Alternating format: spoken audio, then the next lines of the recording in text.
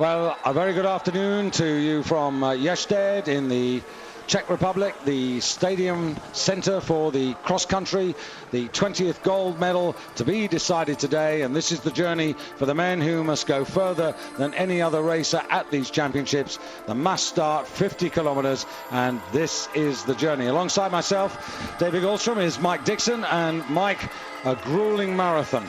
It's a seriously grueling marathon. We see that 5 kilometers, then 6 times the 375 blue loop, and then 6 times the 375 yellow loop. But the significant factor here, David, are these steep climbs, and a total climb within the 50 kilometer of 1,759 meters, as grueling as it gets.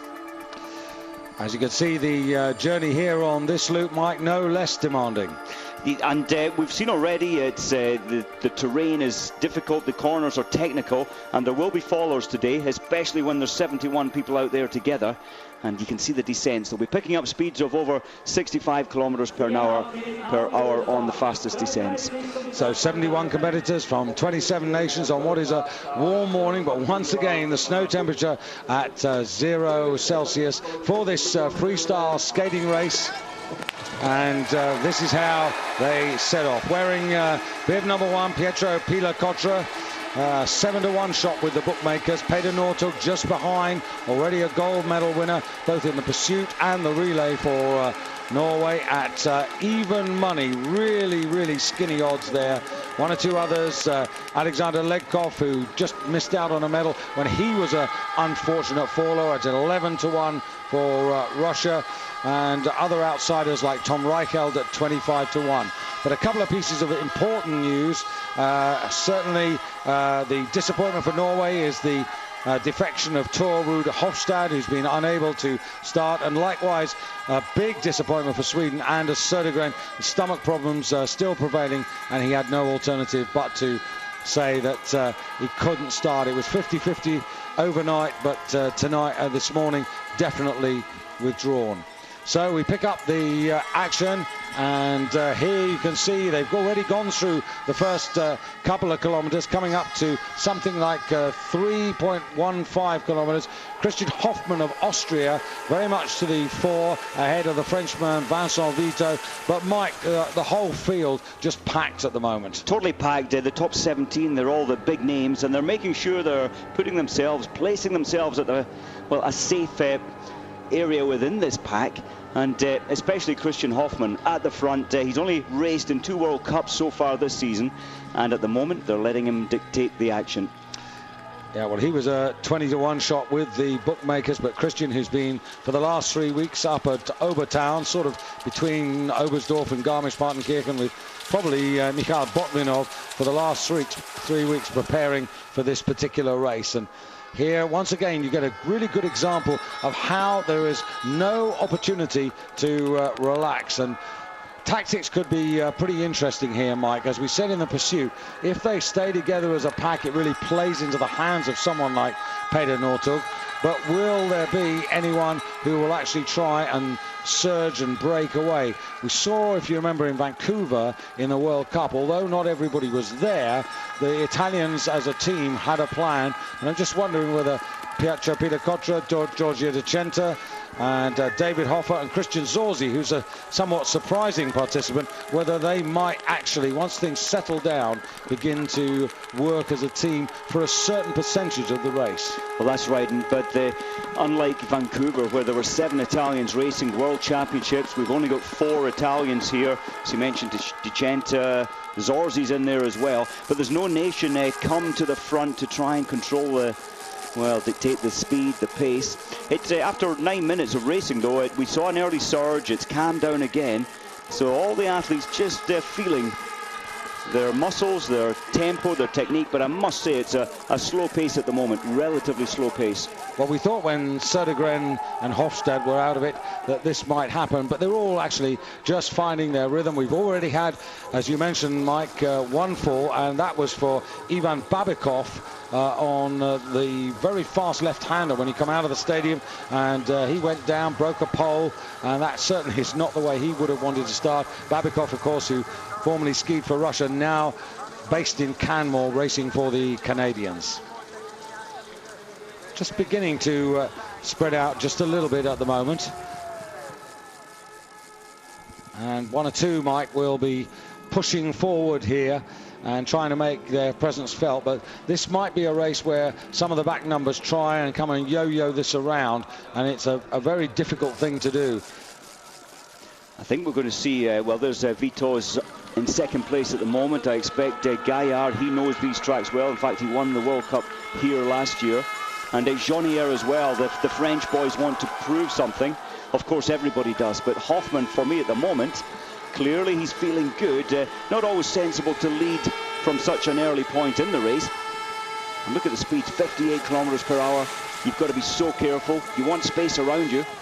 Yeah, but Hoffman may have the right tactic in the early part of the races, which is getting out, keeping himself out of trouble, setting his rhythm, and then he can play his own game. He's clearly got a race plan because he's worked his way up from 33rd on the grid, so he had to pass some traffic when he came out of the stadium, and he was very intent on doing just that. So here they come in to complete the first of the loops, around about 3,700 meters, and there is Christian Hoffman being shadowed by Alexander Legkov. Behind him wearing 4, Vincent Vito.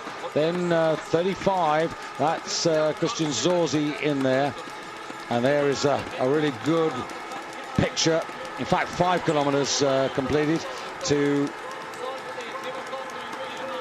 the Italians well to the fore there, and Nossiainen, already a medalist for Finland. Martin Kukal, who won this title back in 1993 in Val di Fiemme, and that was very different. The running time there, or I should say the winning time, Mike, 1 hour and 54. Won't be that quick here today. I don't think it will. I think we're looking certainly over 2 hours and 5 minutes, maybe up to 2 hours 15. Just depends how the track holds up. All these athletes going round. In fact, 50 athletes within 15 seconds, so no real separation at the moment. And you can see the pace. There's no major urgency at the moment.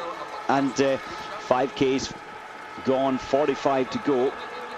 Each of these athletes will be just trying to feel how they are today. And there's going to be a magic day for one of these athletes. Quite a breezy day, not a cold day, but 2 meters of wind, and that will be in their faces and on their tails at various different parts of the race. They come out of the stadium, it's sort of like a push up the back, just a little bit of wind as they make the first climb out of the stadium.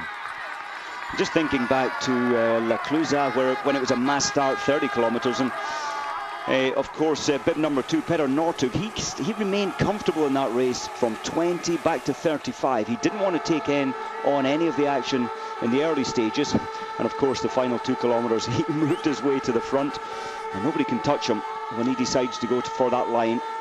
Historically, the World Championships 2 years ago was run in classic style, so you can't really make a straight comparison. Oddbjørn Hjelmeset was the champion of that, ahead of his Norwegian colleague Frode Still. Great finish.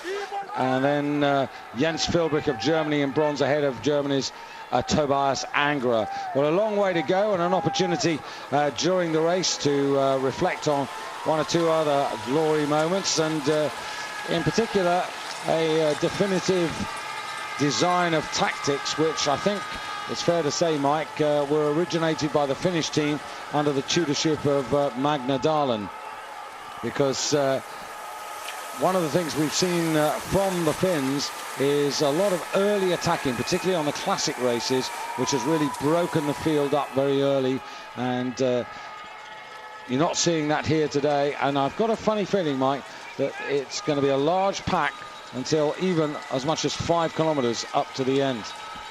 So let's rewind and remind ourselves of a Finnish success, and it was the blue and white that was dominant, and in particular Aino Kaisa Saarinen and Verpi Koitanen. Here's Sebastian with his congratulatory interview with the 2 winners.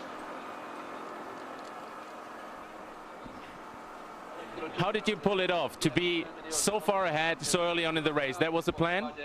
Yeah, we decided after the qualification that it's the best tactic to try to increase the speed from the start, and because we are not so much sprinters than distance skiers, so it's maybe the best weapon we have, and it was paying off today. we're going to have, the next thing is the relay. Are we going to see a similar tactic in this race from you guys? You will see tomorrow what kind of tactic we have. We don't tell yet.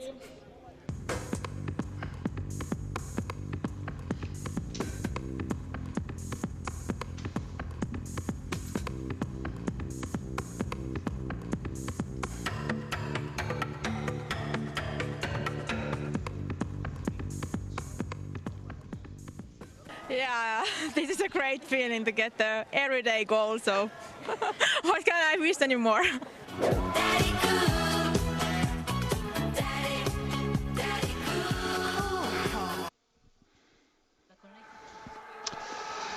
Well, after that little diversion, let's get back to the race proper. And Mike Alva Rehemar, who raced in the classic sprint with Andros Veerpalu, the winner of the 15-kilometer classic, just leading up here at the moment, having pretty well gone through 6.5 kilometers, a little bit more than that. So at the moment, it's Estonia.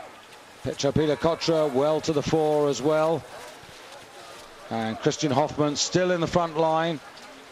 With them, Remo Fischer of Switzerland. We'll take a little break. Back with the 50 after this.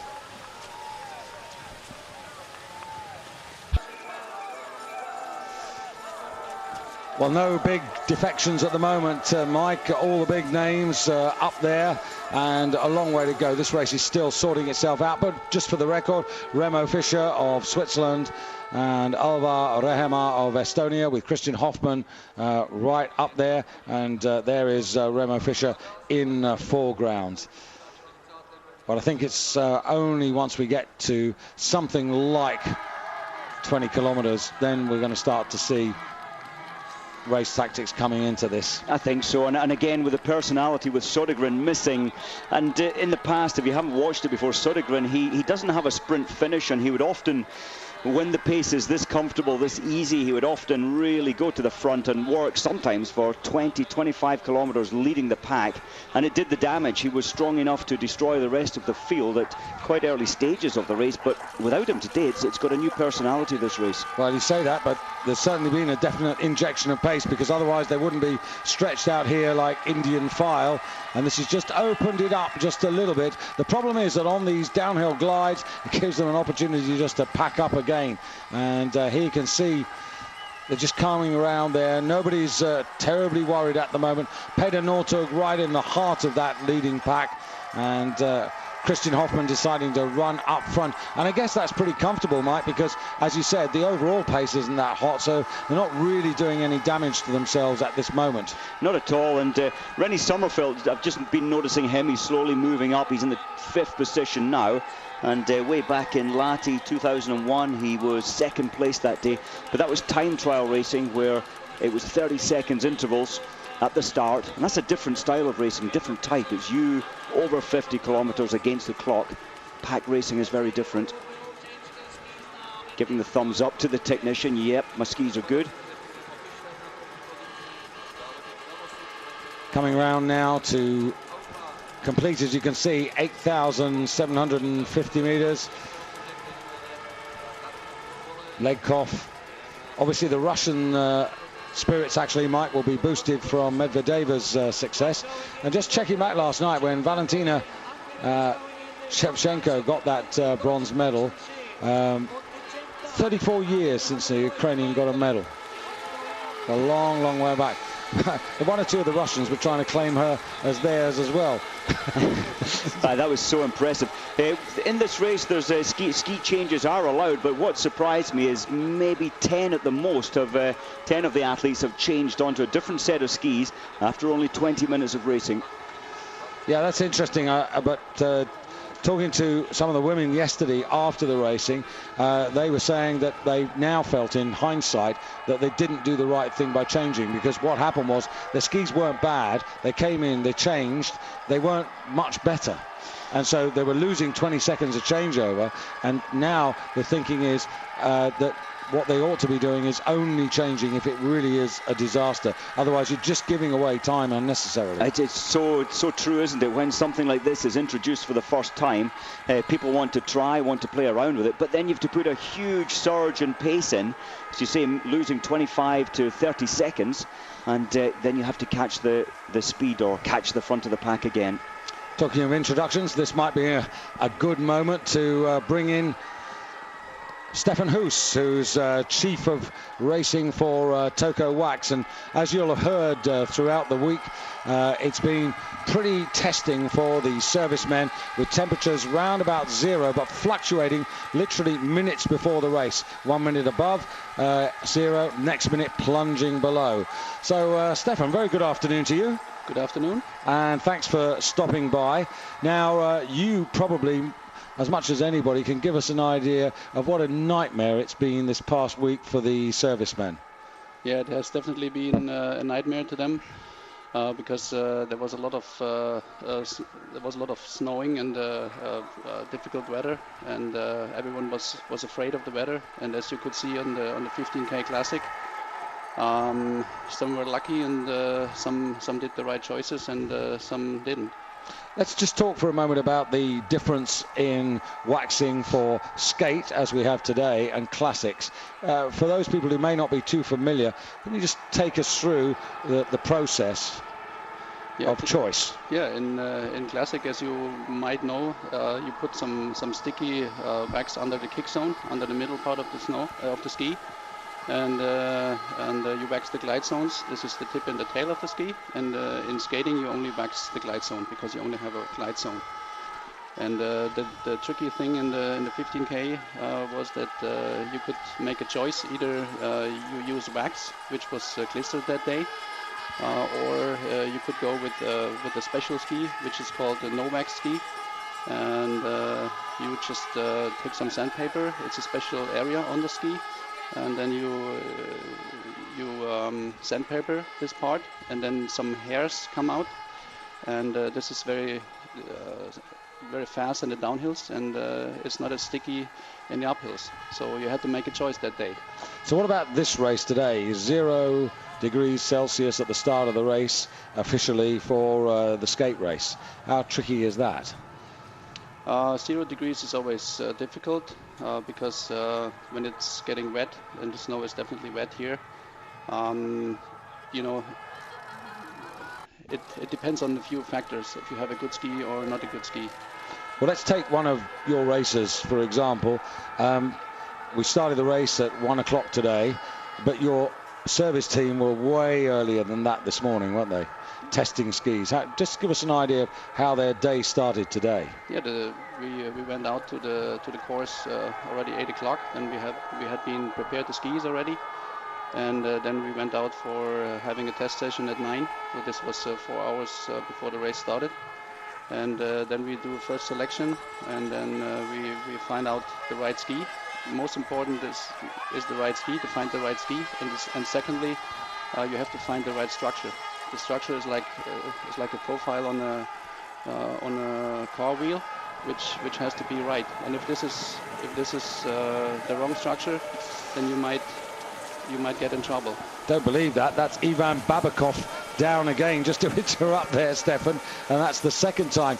And one of the things we discovered after the race yesterday, because we didn't see it on camera, Charlotte Kaller had 2 falls, so that contributed to her downfall, apart from being more exhausted than she thought after the bronze medal she won for the Swedish team on the anchor leg. Just getting back to the race here and the skis and skate and waxing preparation. And it's going to happen, and probably happen again, that as well. The other man involved in that there was Nossiainen of Finland, who got a bronze medal in the classic sprint, and there couldn't quite see, Stefan, who caused what there. Just too much close contact. Yeah, and it was Babikov again, which was not nice. Up front, Christian Hoffman, and on the left of your picture there, that's Legzanin of Russia. And also well up there, Alexander Legkov, also of Russia. 14, Jadalen of Norway, already with out the hat. 24 going up there, Remo Fischer, who was leading for a while. Pietro Pilacotra in that very distinctive yellow headband. And 13 going up, that was Marcus Hellner for Sweden. Odds of 50-1 on Marcus today. Showed up pretty well in the pursuit, but then dropped back again. But some people think that there's a big race in him. Who knows? Maybe it's today. Yeah, we will see. We will indeed. And Stefan, the other thing that I wanted to talk to you about in terms of racing, slightly different here, but we've picked it up and it was really practiced by the Finns. This sort of massive attack that we've seen here on these tracks. I mean, what's your view of the tactics of racing at these championships over the past week, 10 days? Yeah, as you said before, with Magna Dahlen, the head coach of the Finnish team, they have a very experienced guy on leading that team. And as we said before, the tracks are pretty difficult. So if you have athletes which you know that they're in very good shape, then you just try to set the good tactics, and they were able to follow the tactics. So they were attacking early and tried to spread the field. And it worked out for them. I mean, Mike explains very well, you know, just how tough the tracks are. But you know, you can go back several world championships, plenty of world championships. Can you just sort of try and put in perspective just how hard are these tracks that they've designed here in the Czech Republic? Yeah, it's going up and down all the time. You have turns, right turns, left turns, which you have to work all the time. You have to be careful. You have to be careful in the downhills because it's very deep, as you can see here on the picture. So it's getting deeper and deeper each lap, and then you have to really be careful. But you know, just going back, I mean, we've had Sapporo 2 years ago, the Olympics in Torino. Can you make a comparison about these tracks? Are they the toughest they've ever raced? They're definitely not the toughest, but they're difficult. I mean, it goes up and down, and you cannot rest. Yeah. You cannot rest here. As you can see, you have a fast downhill here, but you have to watch out all the time so you don't fall. The other factor about the track design, of course, gone are the days with the big loops. So now you have this real increase of intensity on the climbs, and that in itself must have changed the way that people think about racing. Yeah, definitely. I mean, we have been to the pre-Olympics a couple of weeks ago in Vancouver, Callahan Valley. Yeah. And I think this will be a little bit different than here in Liberec. This is like in the old days. You have long uphills, you have long downhills where you can rest. So we will see next year. I think it will be interesting. So in other words, what Magna designed for his Finnish athletes here works here, but he may have to think it through and have a different tactic for next year in the Olympics. Exactly. What we could see at the pre-Olympics, that a bunch of athletes stayed together until the last lap, and I think they will separate here in a few laps as well. So what, somewhere around about 20 kilometers? That's where you think there might be a break? That's what I think. Yeah. Good. Stefan, thanks very much for stopping by. Really informative and interesting, and much appreciate your time. You're welcome. That's Stefan Hoos, racing manager of Toko Wax.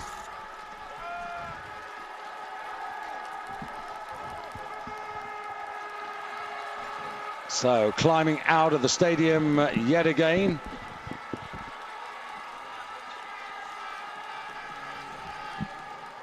Back after this.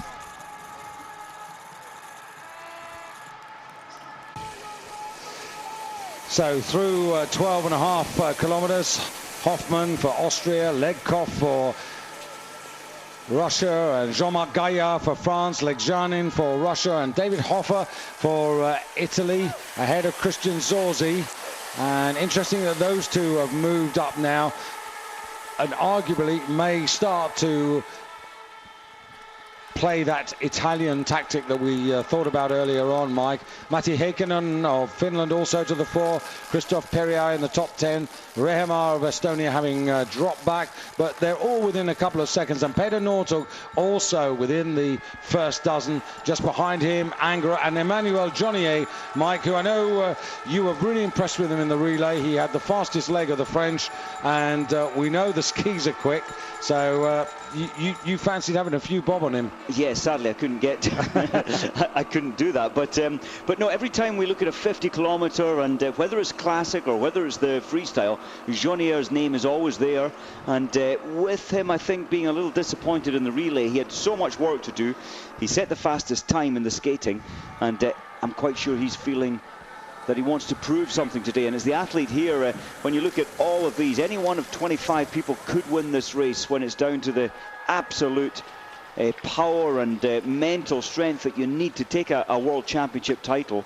And it is Jerdalen of Norway who's just moved up there, the 25-year-old who represented Norway in the last Olympic Games, which is the last big championship when the 50-kilometer was contested in freestyle skate, and he was 15th behind Giorgio De Centa, who of course is also in today's field. And don't expect Giorgio to make much of an appearance until later in the race. Already with a bronze medal from the pursuit as a result of Alexander Legkoff's unfortunate fall, and he was fortunate and admits it, Giorgio De Centa, but it does indicate, because he was in 4th place at the time, that he's not far off his best form, and this would have been his long-range target, Mike, all the way through. Oh, definitely, and absolutely, and look at this, there's 43 athletes in this league group now, and now these are the serious contenders. We're over 1/4 distance. In fact, David, I think this race is going to be around the 2 hours. The 29 minutes for the 29 minutes 26 seconds for the first 12.5. Well, that's a heck of a lot quicker than we reckoned, Mike. We were looking at a race of 2:25, something like that, one of the slower races. But as you say, the way they're packing up now, you would think that the speed would drop, but in fact there's quite a lot of pace at the front. There is. The two Norwegians, Northug, I was surprised to see him moving up from 24th, but he's there, and Jerdalen as well. And incredibly, the great nation of Norway in cross-country skiing, there's only 2 Norwegians in this race today. They could have raced 5. Of course, Hofstad not well, so he's stepped out at the last minute. Matti Fredriksson also moving up for Sweden, former World Cup champion Matti Fredriksson, and little attempt at a breakaway there. Looked like Tom Reicheld on the right there, and Reicheld with alongside him Peter Northug. So Germany and Norway to the fore, and right behind Christian Zorzi for Italy. But let's rewind again to the big hill earlier in the week, and Andy Kutel of Switzerland.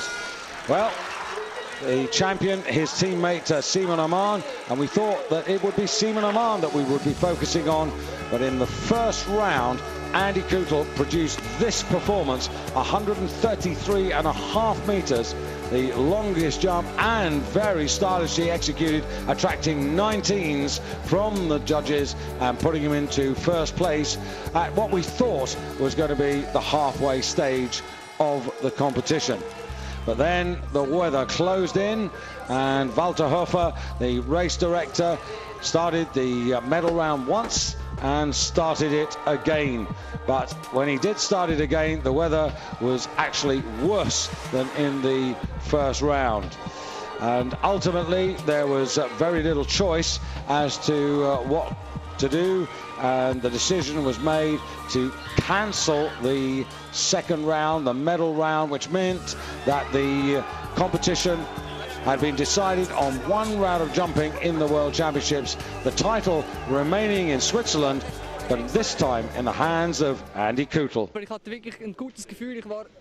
And Andy saying, well, I had a really great feeling and I jumped with a lot of heart, so a lot of emotions came out in the landing zone, and I tried to hold them back when I heard that the final round was cancelled. It's for sure another feeling if you celebrate down there when you are number one.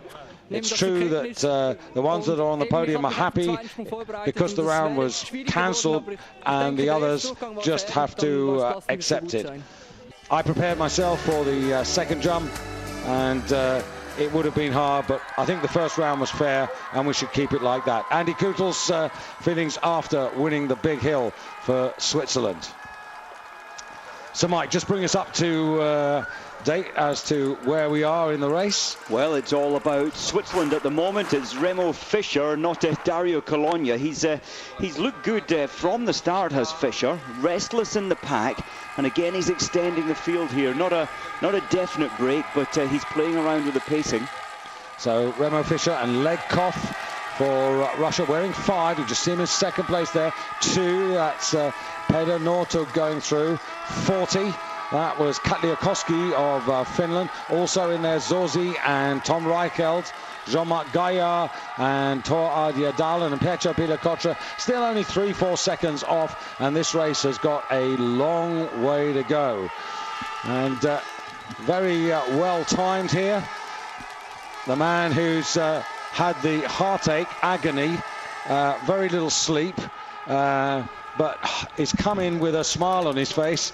A very good afternoon, Jörg Kapol, Director of the cross-country division of the International Ski Federation. How are you feeling, Jörg? No, I guess it was a nice championships. I'm still okay. I had quite good sleep the last night, so maybe just before you start the championships, there's maybe some worries, of course. And as you're a Swiss, before we get into just talking about the race, I guess you're delighted for Andy Kutel to win the big hill? Of course. But I'm quite a new person, and I'm happy that many nations are going for medals. And disappointed that Dario Cologna, the World Cup leader in this year's Tour de Ski, and the fatigue got to him.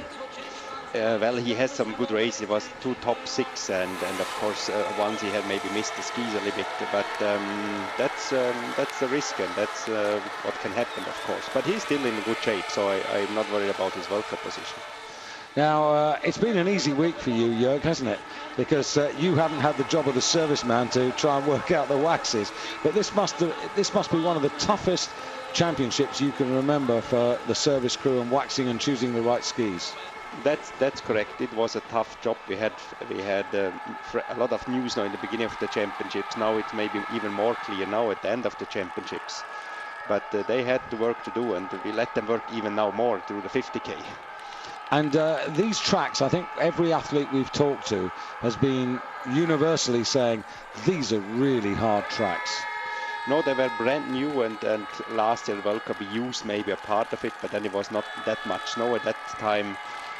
But they have everything. They have good hills, they have nice downhills, they have nice whatever. What a new course should have, and they're actually quite compact. It makes also from the production of snow and whatever, it makes it realistic also to have conditions when we wouldn't have so much snow as we have this year actually.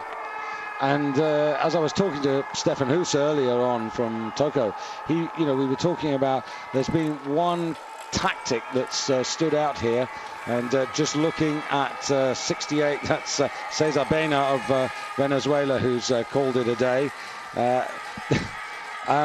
The Finns under Magna Dahlin, they have actually developed here for this type of track the sort of massive attack right at the beginning of the race, which has broken up so many races. And I don't know what you think about that. It's not the sort of tactic you can do everywhere, is it? No, that's correct, and as we see also the 50k now with these boxes, as we could see, Angre di Cente, they changed in the first time their skis, but they didn't do it this time, so they took a little bit over the lead. The whole field is a little bit more exposed and give some new speed in. So, but the tracks you can attack, and you can, as we could also see yesterday in the 30k ladies, sorry, that was attack from the first meter, and here it looks also that we have now we're just one third from the race, and it's offensive. It's going up with a high speed. Do you think now the 50-kilometer race, when we first had it introduced, nobody was quite sure how to run it, and it tended to be one tactic, everybody packs together and then there's a last 5-kilometer dash, but tactics are now maturing, aren't they, and changing?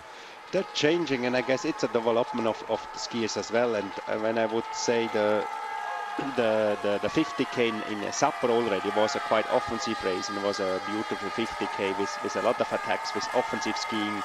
I guess some athletes, they have no chance in the sprint, so they have to do something before if they want to be on the podium. Otherwise, they can say then goodbye podium. Surprised to see Peter Northug up there at 17 kilometers, 17.75. Well, I'm not surprised. He's in a tremendous shape, and of course he tried to save as much energy as he can and to stay in the pack and to follow the others. He's not the man who will keep up the speed. His range is the speed.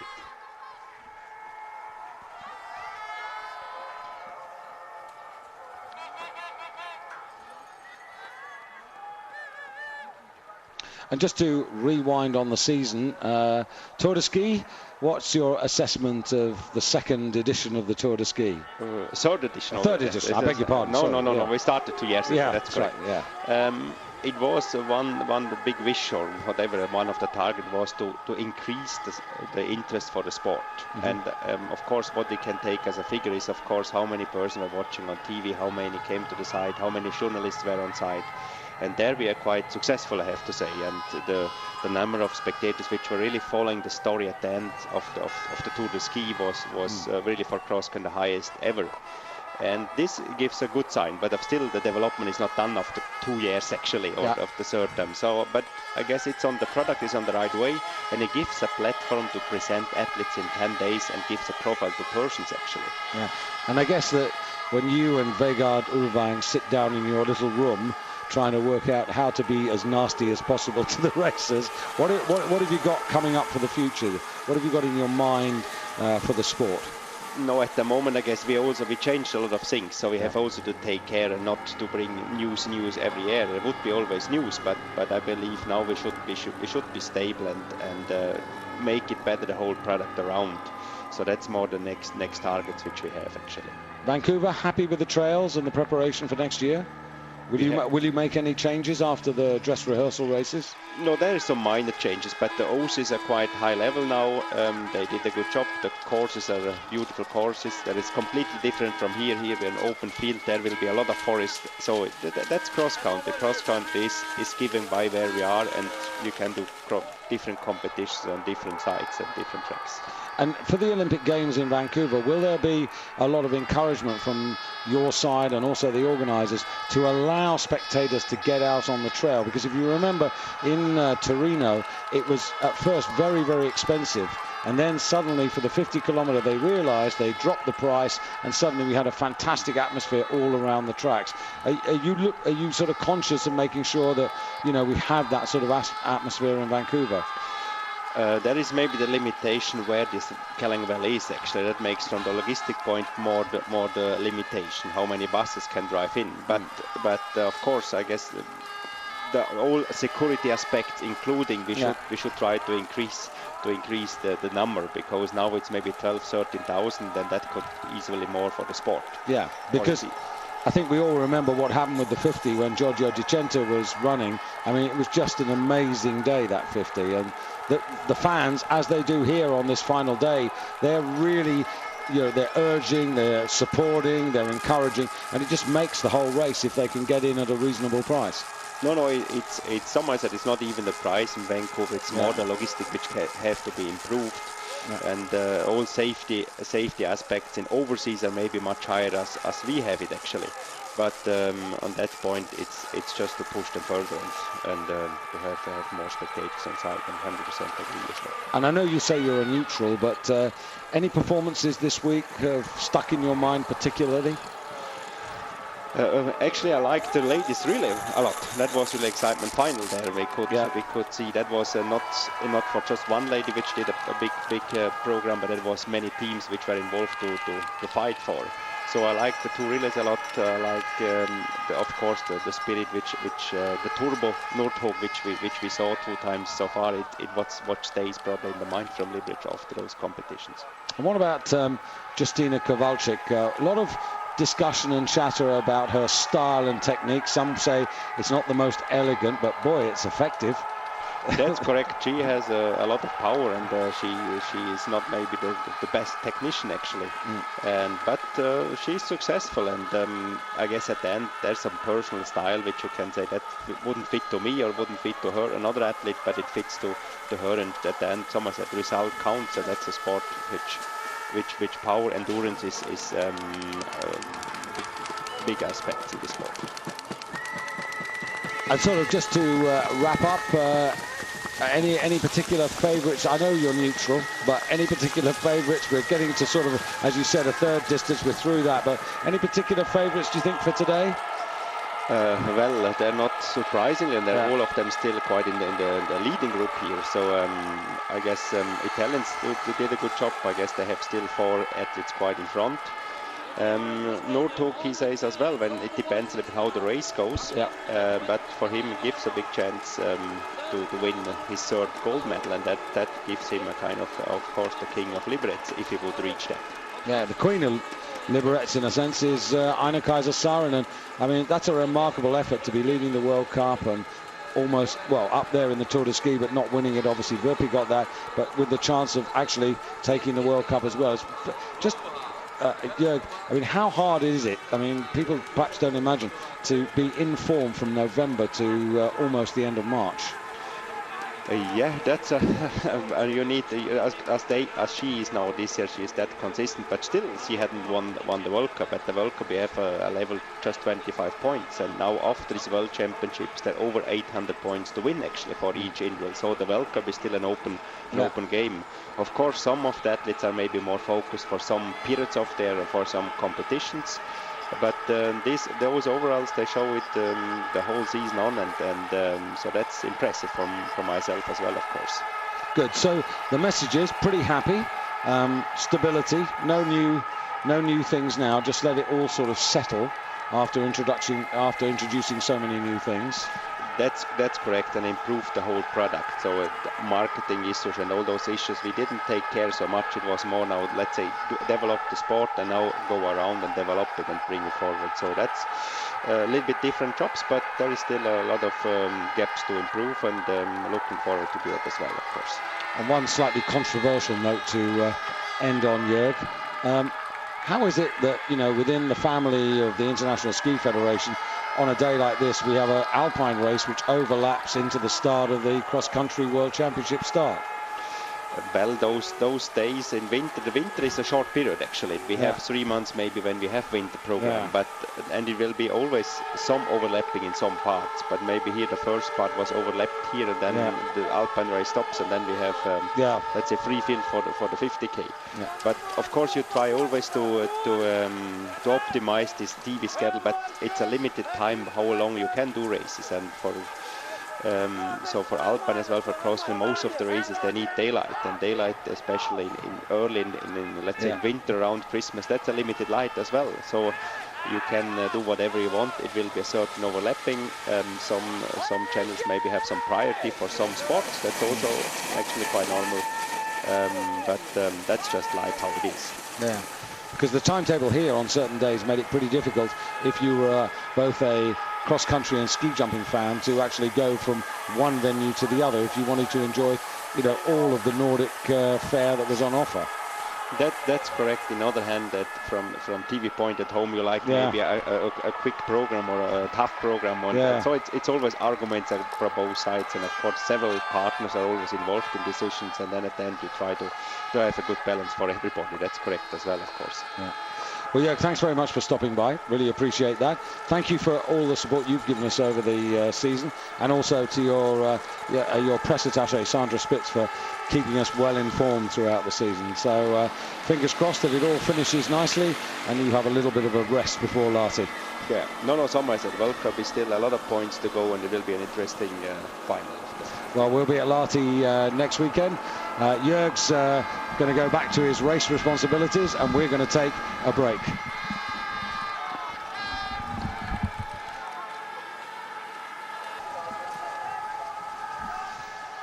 Well, apologies for that slightly short escape here, but we are back live and through 21,650 meters. David Hofer of Italy, who was fourth in that test over in Vancouver, doing some of the donkey work up front. Legzhanin of Russia in second place, Zorzi in third. And no disrespect, Mike, to either Hofer or Zorzi. Hofer relatively inexperienced, Zorzi hugely experienced. I just sense that, are they doing some work to control this race at a pace that is actually going to benefit ultimately the likes of Peter Kotra and also Giorgio Di Centa? Well, absolutely. Over the last 3 kilometers, I've been watching where nations are functioning, and the 4 Italians have been putting themselves in the top 12 position, slowly going to the front.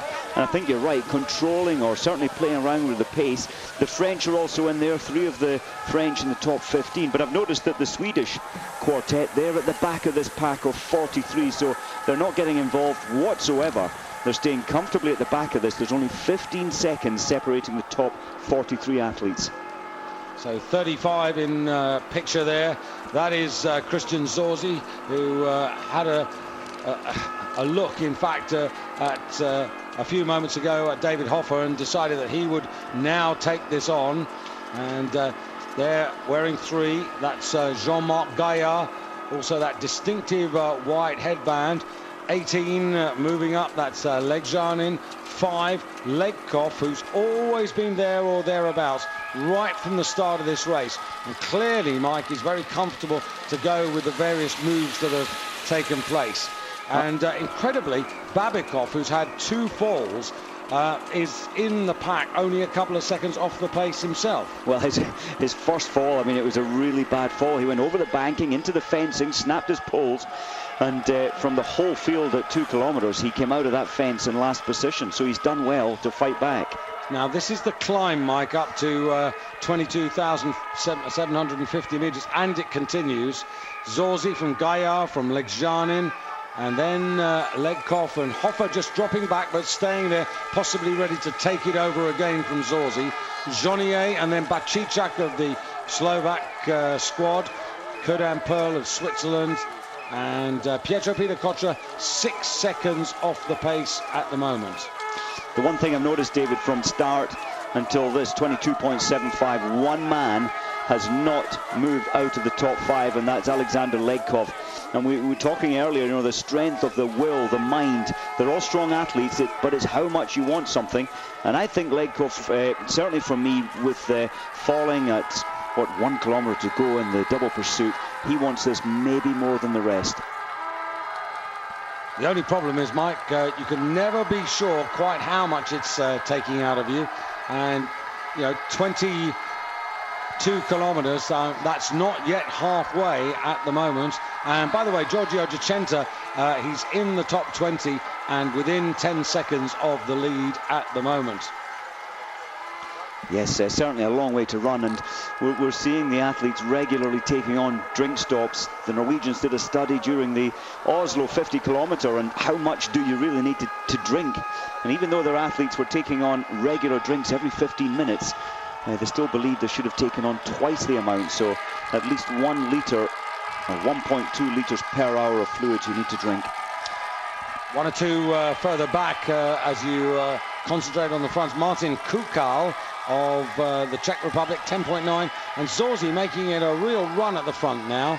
Kukal, Dalilovic 11.2 seconds off for Belarus, and Rehemars dropped off 12 seconds. Peter Nortuk 14 seconds off. Vincent Vitors and also Tobias Angera in that 14-second group, along with Dementiev of Russia. Now, of course, Dementiev, Mike, it's really hard to catch him on a going day. But, of course, he was the silver medalist to Giorgio Di Centa in the 50-kilometer freestyle at the Olympic Games, and waited and waited and waited. Tom Reichelt, who was up there 16 seconds off. So there's quite a few, actually, who dropped off 5 or 6 seconds because of the injection of the pace from David Hofer and now from Christian Zorzi, who are going to have to make some decisions pretty soon. They certainly are. You mentioned Dementiev at the Olympic Games. He was the invisible man, and again, throughout this whole race, he's only stayed around 32 to 40 position, playing it very safe. So Zorzi threw in 56 minutes, 58 seconds, and that's not quite halfway.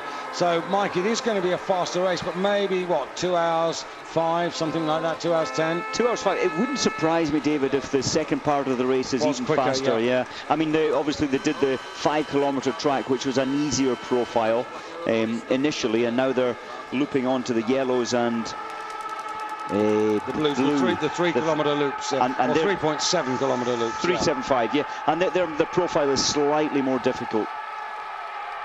But it's still a pretty big group there. Just going through, and you were mentioning the Swedes, Marcus Hellner in that sort of second batch. And Zorzi disappearing. Babikov at the head of that little echelon. Also just behind him, Nossiainen of Finland. Well, I don't think the rest of the group have taken this as a serious break yet, David, but they need to keep an eye on it. Zorzi, he's got, well, endurance, he's got age and experience on his side, and now they're just beginning to think, well, we can't let him go too far ahead. 12 seconds is a little scary.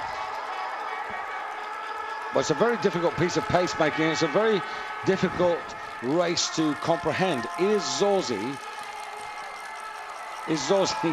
actually running for himself, or is he running for the team, Mike?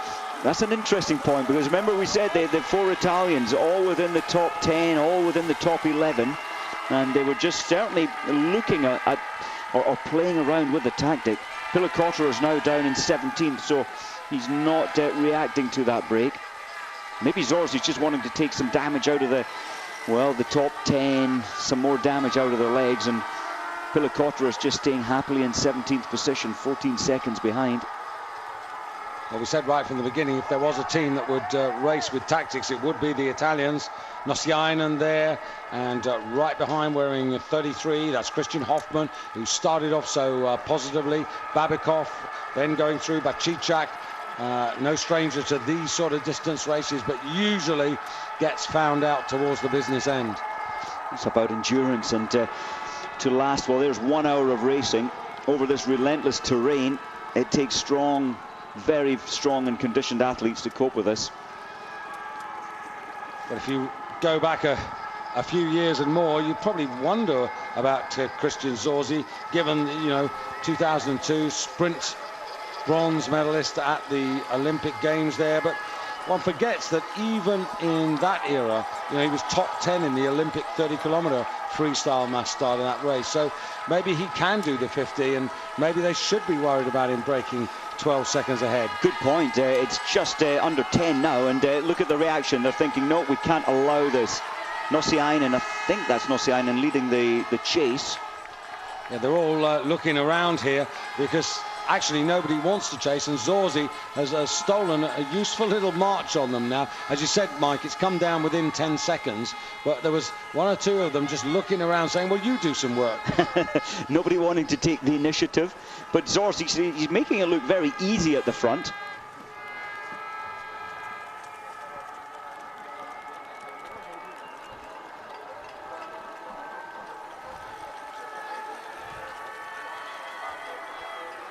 And that is a huge group.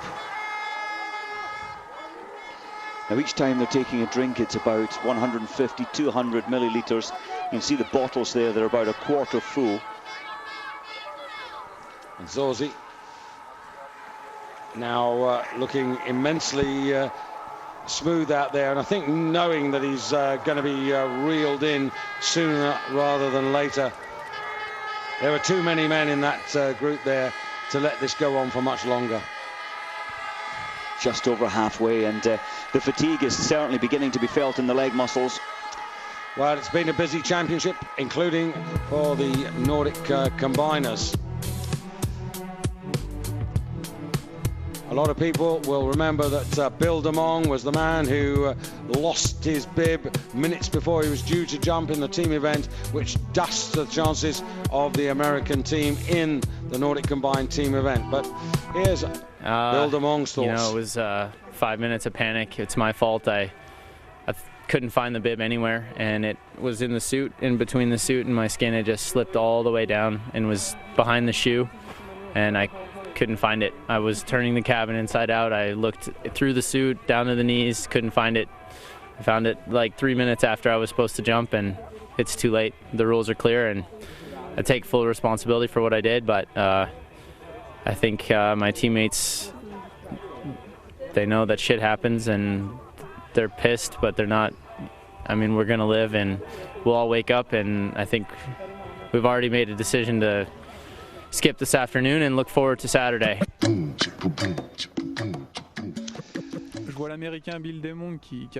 Well, this was Francois Brault's take on it. Just before the jump, I saw Bill Demong, who didn't have his bib. He was shouting, he was very angry.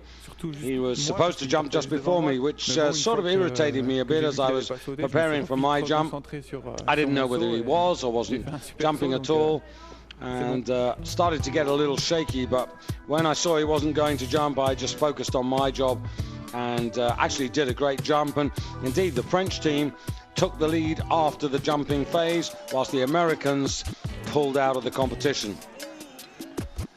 And the day, though, produced another surprise, because Japan came back to beat Germany and Norway and bring back the glory days of the early 90s, when they won 2 Olympic titles and 2 World Championships. Their coaches, Ono and Abe, part of the glory days of the 90s, and along with Kenji Ogiwara in those days, but now the new generation with Norihito Kobayashi, tactically the best man to bring them home.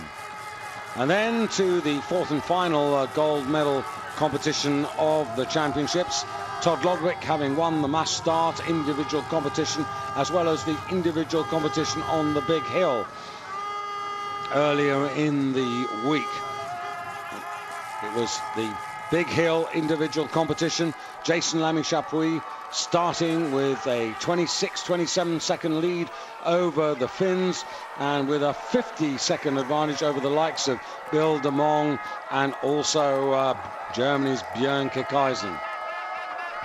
Didn't take them long to reel him in, and ultimately Bill Demong outsprinted Kekaisen to take the gold. Well, Mike, back to the race itself. Still Zorzi up front. The race has taken an interesting little turn. Zorzi just taking a further drink on, and which in these hot temperatures, it's +5 outside now. Of course, the snow is still minus half a degree. But it's interesting. Zorzi's looking so comfortable, and he's quite happy to be taking this lead. The rest of the pack aren't too bothered at the moment. They're keeping an eye. 12 seconds isn't huge, it isn't over dangerous. If it was 30 seconds, then they would really have to work together and close this gap as quick as they possibly could. Earlier on in the race, David, the glide down this hill was 59, 60 kilometers per hour, so Zorzi's skis going down, although he was standing tall drinking, leading over the crest of the hill. That slows you down. So into the stadium yet again to complete, or what Zorzi will do is to complete 27,500 meters. And this is where Mike is going to rely on the Italian coaches to tell him exactly what's going on behind. Might have a quick look at the big screen as well. That's something he can pull on. And his advantage in terms of distance, something like 130 meters at the moment, as the chasing posse come round into the stadium. And you can see there Vincent Vitos, former world champion in the double pursuit in Oberstdorf in 2005, leading now the chase. Just looking, David, the lead group as it was 43, now it's down to 37 within 20 seconds, and a little gap back to the Russian Artev, and he's 25.7 behind. Yeah, we'll take a full look at this particular point and see, as you say, Mike, who is actually dropping up.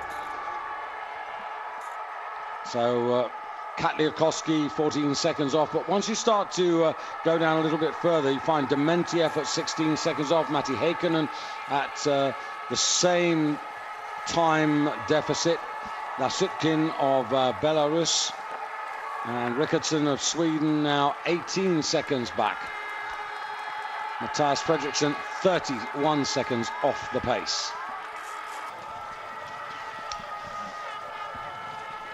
Well, almost up to 30,000 meters in this finale of the 2009 Nordic World Championships here in Liberec in the Veset Stadium. Mike Dixon together with myself, David Goldstrom, and this is where the race should, I think, Mike, start to take a turn. They just reeled in Christian Zorzi of Italy.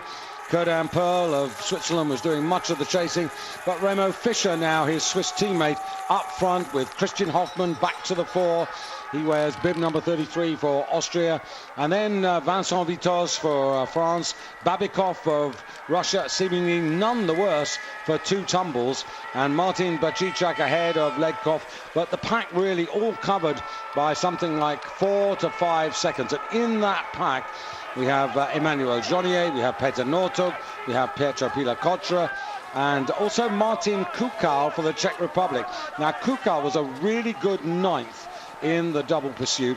He won this title in Val di Fiemme in 2003.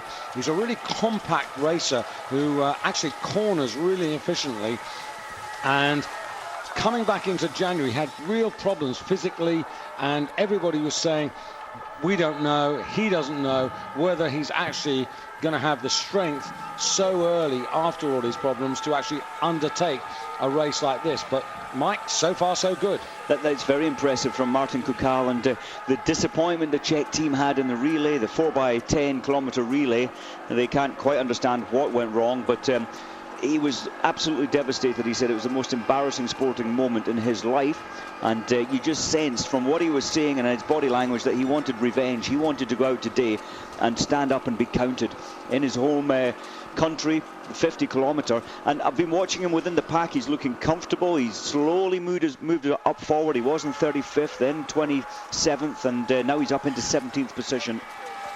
Yeah, and it's just worth emphasising also how close the Czech Republic got to getting a gold medal right at the beginning of the championships, when Lucas Bauer was just out. It was actually outstayed by the strength of Andras Veerpalu in the 15-kilometer race there, and that was the closest they got, yes, to a gold medal for the host nation. So if Kukal could pull this off, it would be some finale for the hosts.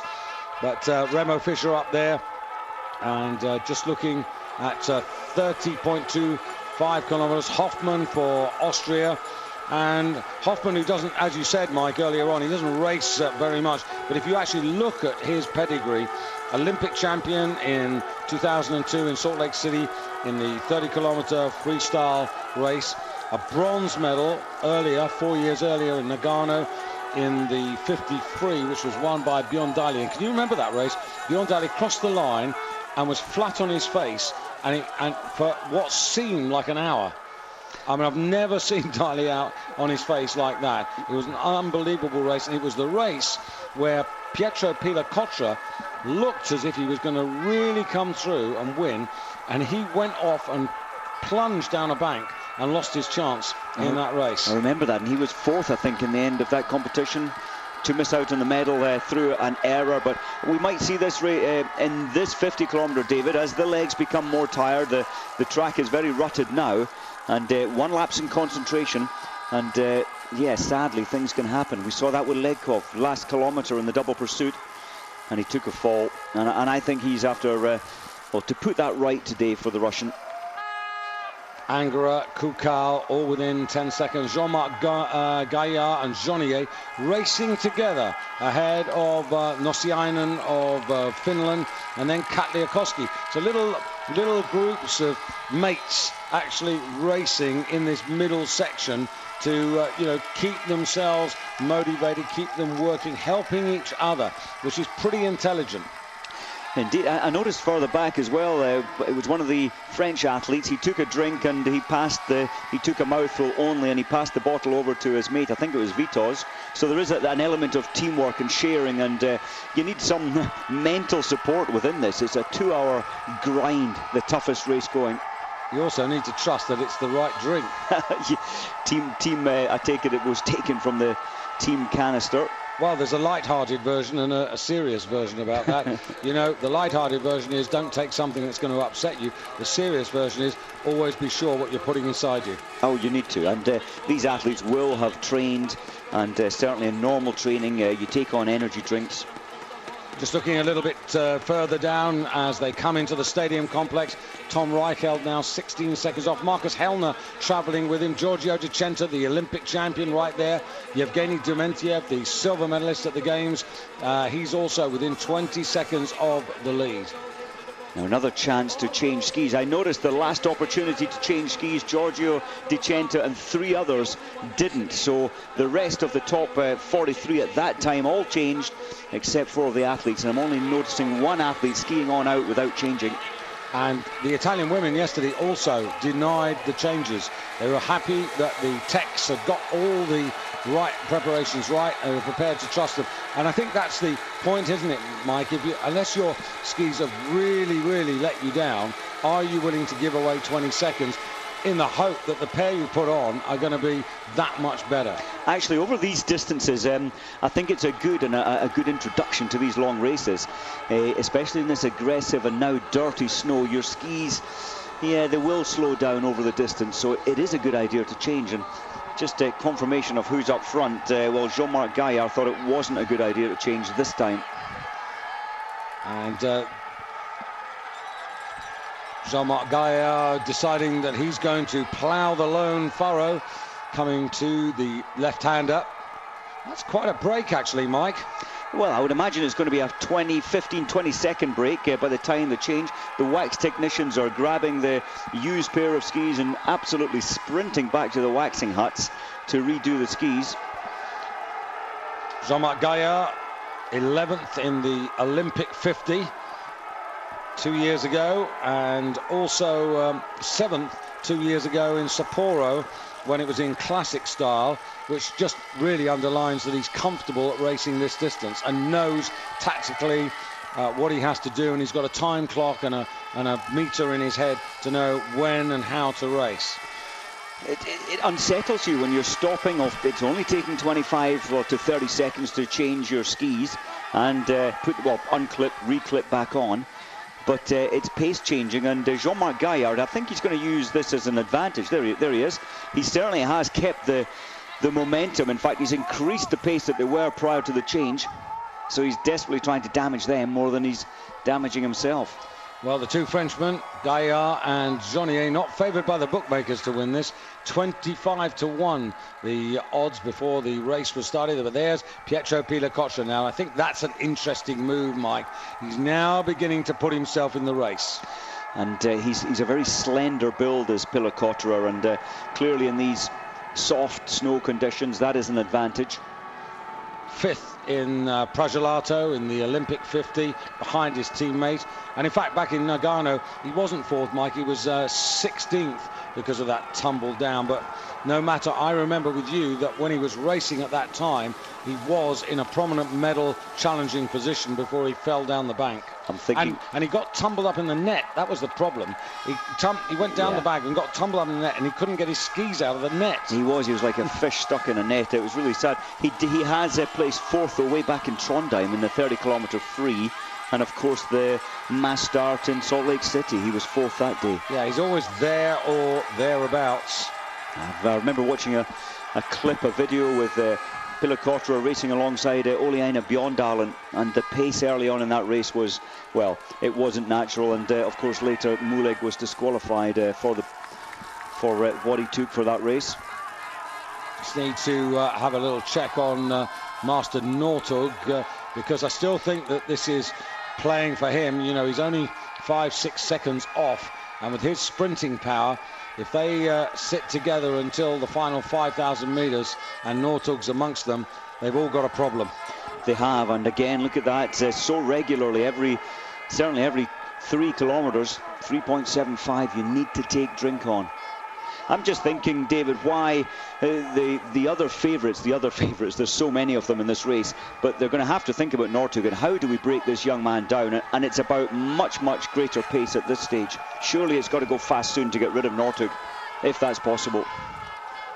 Well, up front there, wearing for Vincent Vitoz, ahead now of Jean-Marc Gaillard. Vincent Vitoz, 33 years of age, the spiritual captain of the French cross-country team, now with 3 Olympics and 7 World Championships under his belt. And he was in the top 10 behind Giorgio De Centa 2 years ago. And that's really the last barometer that we've got in freestyle racing that we can draw on, because they race this so rarely that it's very difficult to make a form guide for this race. I mean, it is wide open, and more than any other race at the championship, there are more racers here who started out who actually believe that today could be their day. I think so. Absolute change now in pace. Jean-Marc Gaillard, he kept the momentum after the ski change. Now it's Vitoz at the front. And but of course, everything that's being done at the front, Petter Northug is following, and he's following very closely behind.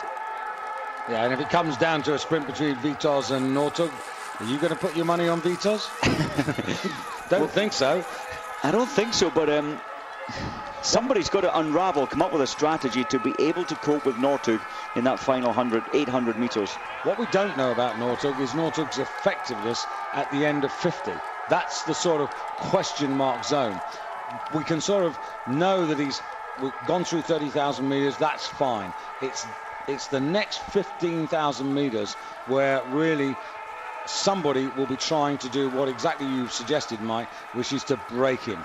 And that's, I absolutely believe this is what Vitoz is doing now. He's thinking, my chance to win this race is going out, well, with 16 kilometers to go, to really hurt, push hard, and destroy the rest. And it is beginning to do just that. Look at that, Anger's 10 seconds down. Now, Kukal in there with a dozen seconds. They are responding, but of course they use the hill for the massive attack, and it's not a massive attack at the moment, but it's a really grinding attack by Vitoz. For the first time, Legkov that I've seen, he's outside the top 5. He's in 8th, 10 seconds behind. Jonier's dropped 14 seconds down, and a little further back, Reichelt now 17 off, Nosiainen 19 off, David Hoffer of Italy 21 off, De Centa 22 seconds off with Dementia. They, along with Marcus Hellner of Sweden, 25 seconds off, need to now respond. Just thinking as well, in all the World Cups leading into this, the World Championships, that they haven't raced further out than this. 30 kilometers has been their maximum distance until today. They did race a little earlier in the day, slightly longer, about 90 kilometers though, in the Vasaloppet. And for those of you who like to keep up with things, who haven't checked in on the website, won by Sweden, not surprising. Daniel Tinel of Sweden winning it for a 3rd time ahead of Oskar Svard, who's also previously won it on 3 occasions. And the Czech Stanislav Rezak in 3rd place, also a man for the longer distance. And Thomas Olsgaard of Norway finishing in 14th place. So that was the Vasaloppet, 90 kilometers of agony in classic style. This is going to become agony in freestyle very shortly. I think the Vasaloppet this morning was won in about 4 hours and 9 minutes. Yeah. And well, it's looking good to be under 2 hours now, this 50 kilometer. The pace really has picked up. Tobias Angerer knows that if he doesn't go with us now, he's going to get left behind. Huge surge of pace there from Vitoz. And Northug was so on the ball, he was right on the reaction, but the chasing group are closing it down. They had to, Mike. There was no choice. They couldn't let these two go on like that for much longer, because otherwise there's a real danger that they can pull away. There's still a tantalizing gap of, 30-40 meters as they pass right in front of our commentary box here. And Toby Angerer up there. Legzhanin of Russia. Pietro Pilakotra. Legkov. Legzhanin's Russian teammate. Yuri Magal of the Czech Republic. What a good run that could be. Hoffman and Martin Kukal in the top 10. Kurdan Pearl, who's done a bit of work up front. Jean-Marc Gaillard drops back then to 11th place. Rehemar of Estonia still there or thereabouts. And Remo Fischer, also a man who's been up front ahead of Delidovic of the Belarus team. And Babikov now beginning to feel the exertions of his work and 2 falls, just ahead of Rennie Sommerfeld and Jonier, 13 seconds off as they go under the bridge and now crest the rise. There it was 43 in the big pack, the lead group. Then it was 39, then it was 33. We've got 27 strong men at the front now within 16 seconds. Just want to see how much further down, whether any of them did react. Well, they have reacted. Giorgio Dicenta and Zorzi together at 17 seconds off. They've clipped 1 or 2 seconds off, but they need to make their moves now because they're dangerously off the pace. Well, Zorzi, remember, he led for a while. He's the last of the real chase pack at 17 seconds behind. Dementiev's made a little bit of a move because he's made a couple of seconds there. It's taken a very serious change now. This is the strongest of the strong going with this. It's still Petter Northug. He seems to be looking behind for some help from Gjerdalen, but Gjerdalen struggling a little with this turn up on the pace. In fact, Gjerdalen 14 seconds behind. So wearing 18, Leg Janin, 4. That's Vincent Vitos. And 22 going through Sergei Dalinovich of Russia. Yuri Magal's in there, David. And of course, we mentioned Kukal. So serious contenders. Only the most serious will be jumping into this lead speed. You sense that this is going to join up again. Not quite as big a pack, but it nonetheless a pack. And that's Legkov just through. Northug just having a look around there as Leg Janin presses on. So Leg Janin, again, a little bit like Legkov, hasn't been far off the race pace for the majority of the time. And another man who races pretty sparingly, 26 years of age for the Russian team, and in World Championships at senior level, this is his first major appearance. So this is a man who has fresh legs, like the likes of Tom Reicheld as well. There are 1 or 2 who've been sitting it out, preparing and waiting just for this opportunity. They have Pillar Cotterer. He's in their 5th position. He's looking around thinking, where's the rest of my teammates? At the moment, they're not in that company. No, but I think he's racing very sensibly. He's conserved his energy. He's now come up to put himself into the race. Giorgio Dicenta, the next Italian's in 25th position, 17 seconds behind. And 36,650 meters. So Mike, now we're only about 13 and a bit kilometers away, and from here on in, this is where I expect to see counter-attack after counter-attack. Yeah, and my thinking is that those most lightly raced during these championships, this is where the next 12, 10 kilometers will show in their legs compared to the athletes who have completed or competed in most of the races here. Petter Northug's one of them, but well, you can see him on the left side there. He's in 2nd, 3rd place. Yuri Magal of the Czech Republic has gone to the front. The member of the local Dukla Liberec Club, 31 years of age, and a man who's finished top 10 in the Olympic Games in Prajalato over today's distance and in today's style. And at the last World Championships, 15th in the 30-kilometer mass pursuit. And it's a race distance which he can really be effective at, and has had plenty of experience. He's been racing 50 kilometers at the highest level now, certainly in the World Championship since 2001. But it's a brave thing to go out there and lead. And that lead, of course, has been snatched back now. Well, that's interesting. Gjerdalen's come through very quickly. Remember, Petter Northug 3 kilometers ago was looking around, wondering where or if he could find his teammate. And you can just hear there on the sound mic just how soft it's getting there, and also rutted on those turns. It is. And Stefan Hoos mentioned earlier, it's not just the climbing segments, but when it's such technical fast turns at 60 kilometers per hour, it takes a huge amount of effort through your legs and your leg muscles, so you don't really recover. even though you get your breathing back a little at the bottom of the hill. Jadalen's not a man we see too much of in World Cup races. He's never won one, had a couple of runners-up spots, and in fact has only had some 32 starts. So again, another man who races lightly. There are one or two racers, Mike, who actually don't stand a lot of racing. Physiologically, they can't do it. They've got to set themselves up for the big days, plan for those. They can't go and do marathon after marathon or, you know, multi-racing over all the distances. And well, mentally as well as physically, it really does break you down. And this pace has broken down a lot of big names. There's only, what, 27 in this lead group. Well, I was going to say over 30, but I'm still impressed with that.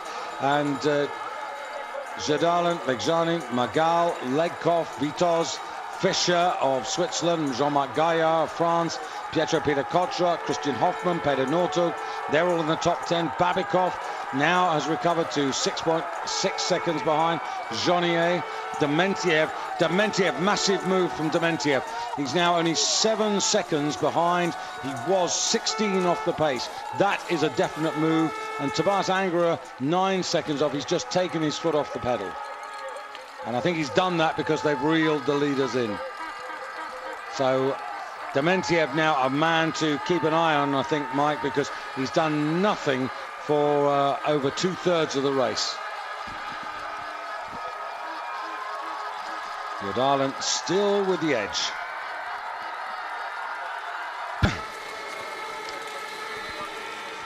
Well, now it really is full on from here, Mike. They've gone through 38,750 meters, so virtually the last 10 kilometers of the race. They've come out after the last opportunity to change their skis. So who did you spot changing? Well, interestingly, Jadalen didn't. He's still leading this pack, but Petter Northug did. And I think that was a good move from Northug. He hasn't lost too much time. But only about half of this lead pack of 27 turned left and changed their skis for the last time. And Jadalen just easy up the front there, and that is certainly going to help Northug. He wanted somebody to take the work over, but he wasn't too energetic up that hill. I think this was a team strategy, David, because remember, we didn't see Jadalen for a while. Then he came up to lead it. As soon as he got to the front and Northug turned left, he slowed it down, and the half of the lead pack respected that and slowed down with them, which has now given, I would imagine, Petter Northug a chance to, well, not be less than 10 seconds. There he is. Yeah, he's only 5 seconds behind, so good strategy. Well done, Jadalen. Yeah, chance to work everybody, and in particular his teammate, back into the race. But Jadalen, Legjanin, Yuri Magal going through the stadium, and Dementiev down in 14th place. Kurt Pearl, Tony Livers of Switzerland, Tobias Angerer still in touch. Dalidovic and Kukal 10 seconds off the pace. Rennie Sommerfeld there, Martin Bacicak also, Katliakoski of Finland, and Giorgio Dicenta within 11 seconds. Just behind him, Tom Reichelt and Christian Zorzi and Vil Nosiainen. So Jadalen now, and Jadalen really controlling the pace of the race, Mike. Yes, he had a quick look around there, just seeing where Petter Northug, he's looking again. Where is Northug? Yeah, he's there. He's just moving up, but he's taking, improving his position one by one. Well, 24 seconds you lose by the time you slow your pace down, unclip your skis, clip into the next pair of skis. You don't have to take the ski poles off. Now there's Northug. Well, he'll only be about 5 seconds behind Jadalen's lead pace. Dalidovic there, still in with the big action. Babikov still in there after his 2 early falls. Legkov, he really has only been out of the top 5 once, so that's when he dropped down to 8th. One or two who've disappeared off the face of the front leaderboard. Matti Heikkinen, who got a bronze medal in the opening 15-kilometer classic style, now some 2 minutes off the pace. And Matti Fredriksson of Sweden, well, he's also well off, 1:53. Milan Sperl of the Czech Republic, 1:45 off, and their chances, obviously, Mike, are now way gone. And it's this group of some 30 athletes now who are packed together within virtually a dozen seconds. What I'm thinking here, David, is everyone in this lead pack, they know that they're in the company of cross-country's fastest ever finisher with Petter Northug in there. There's no one can challenge him. And what they need to think if they want to win a gold medal is that they need to up this pace to take the sting out of Petter Northug's legs, if in fact that's possible. There's Northug comfortably into second place again, so ski change, that's going to make him feel certainly more comfortable. Newly waxed skis, they certainly are faster, and look at this, the pace is calmed. Who's going to take it on? Probably Legkov or Dementiev. Well, this is what you call a packing field by any definition. Northug got on the right there, 6 up front, that's Giorgio De Centa. Now, Mike, it wasn't more than what, 30-40 seconds ago that Giorgio was 11 seconds off the lead. So the Olympic champion has now finally come through to the front rank. 18 in there as well, Legzhanin still there, 21 moving up, Dalidovic again. Reichelt, one of your favourites, David. I think he's still well and truly placed. He's in about 8th position. Well, he fulfills my definition of someone who doesn't stand a lot of racing and therefore has to pick and choose his competitions very carefully. But the race that brought him to my note was a 3rd place that he produced out of the blue in 2006 in Oslo, when he was 3rd in the 50-kilometre freestyle there. Now, I know you have absolutely rightly said, Mike, that time trial 50s are absolutely different to mass start 50s. But Reichelt, I think he's got some pedigree. He was top 20 over 50 kilometres in the Classic World Championship event last World Championships in Sapporo. And again, this is absolutely his sort of distance. It is. Rennie Sommerveldt's in there, so is Toby Angerer. 3 Germans. And remember, Germany yet to get a gold medal at these championships. That's not what you would have imagined 10 days ago or so. But it just simply hasn't happened for them.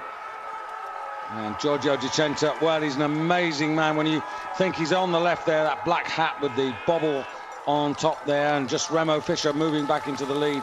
Well, we all thought, I think, or a lot of us, that having got relay gold, but more importantly, the 50 free at the Olympics, that he would probably call it a day. But in fact has come back and has been a huge addition to the racing circuit. Now 36 years of age, and trained of course by Marco Sella, and a 2nd place in the World Championship pursuit in Oberstdorf in 2005 is actually his best World Championship finish. So he hasn't got a gold medal at World Championship level. So that's clearly an objective in his mind. And if he could get the world title and hold that at the same time as holding the Olympic title, that would be rather special. That's sort of Andras Veerpalu territory, isn't it? Because Andras Veerpalu is the 15-kilometre Classic Olympic champion, and now here also the world champion. Yeah, absolutely. And well, looking at this now, everything has changed again. It's slowed down. I'm just trying to find Vitols after that. It really was a blistering pace. Now he's still in there, of course, 7th position. I thought maybe he'd drop back because that must have hurt the turn of pace that he threw in, just putting a feeler. I'm expecting Jonier to take this on at some point. Surely the pace has got to go completely turbo very soon. Remo Fischer from Davos, 27 years of age, and he was in the Olympic 50 as well, behind that man over on the far side wearing 6, and he was just outside the top 20. That's one of his best ever 50-kilometre races. And again, this season opened up with a race in Gällivare, had another one in La Clusaz, and one in Rybinsk and one in Davos. And he's again raced very sparingly, Remo Fischer. It means a lot, especially on these tracks. If you haven't taken part in more than, say, 2 races during the last 10 days, you have a slight advantage compared to those who have raced 4 or 5 times previously. I think we saw yesterday that the exertions of the week were definitely getting to Aino Kaiser Saarinen in the women's division, having got 3 golds and a bronze medal.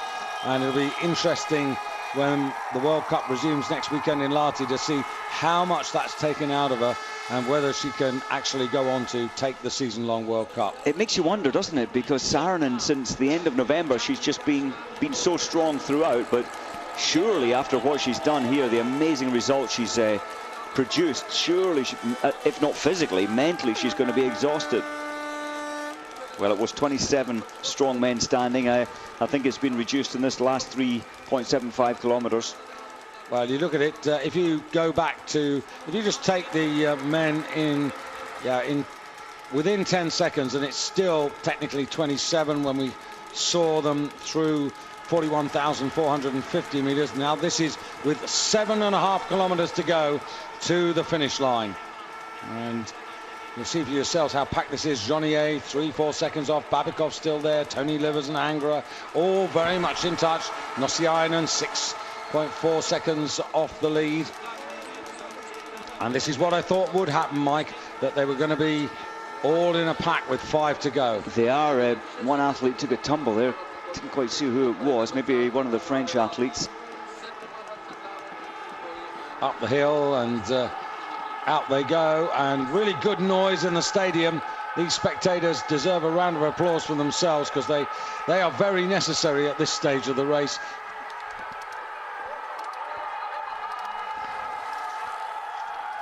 And that tumble down there was from Jean-Marc Gaillard of France at a crucial stage.